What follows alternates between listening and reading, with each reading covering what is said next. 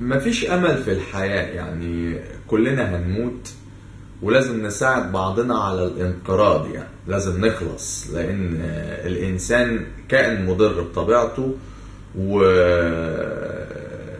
نتعظ ونفهم ان مفيش امل من وجودنا على كوكب الارض، زي ما قال لنا راست كول في ترو ديتكتيف. طبعا فكرة ان كل واحد غني معاه فلوس وسعيد في حياته يبدأ يعمل لنا اغاني عن السعادة، يعني انت بتغني لمين؟ موجه كلامك ده لمين؟ يعني مش فاهم.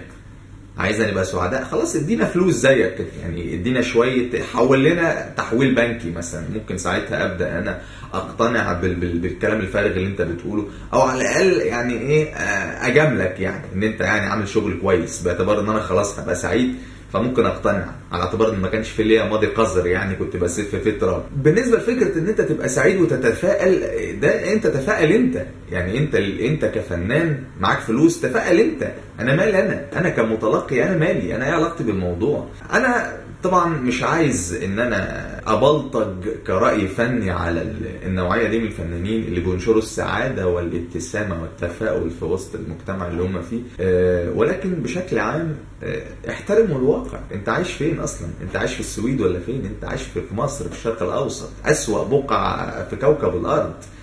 ازاي يعني؟ ازاي؟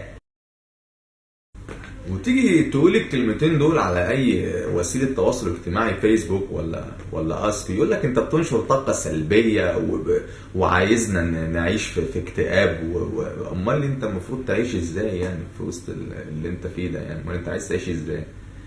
يعني عايز تضحك ازاي؟ ما عندكش دم يعني ولا ايه؟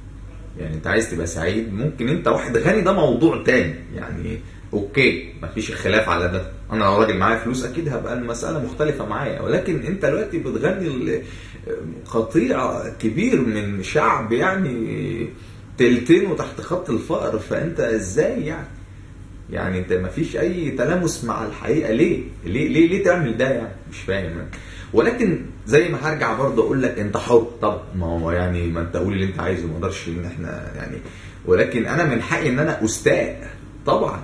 امال يعني انت فاكرني جاي يعني ليه؟ انت مالك انت؟ يعني انت دلوقتي لما تقول ان انت مالك؟ مفيش امل في الحياة. اللي يقول لك تفائل والحياة لطيفة ويلا نبتسم ونشبك ايدينا في بعض ونمشي تحت اشعة الشمس البرتقالية، ده ما تردش عليه، لان الكلام معاه تضييع وقت. ده واحد غني معاه فلوس، انت مالك انت ايه علاقتك بالموضوع؟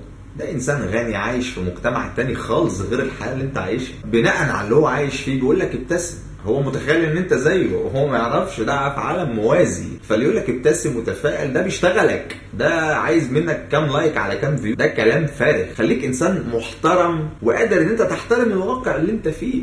لكن واحد ملوش علاقة بيك ومش عايش معاك بيقول لك ابتسم وتفائل، انت مالك؟ انت مالكش دعوة بالحاجات دي مش انت مالكش دعوة. انت مالك؟ انت اللي جابك هنا.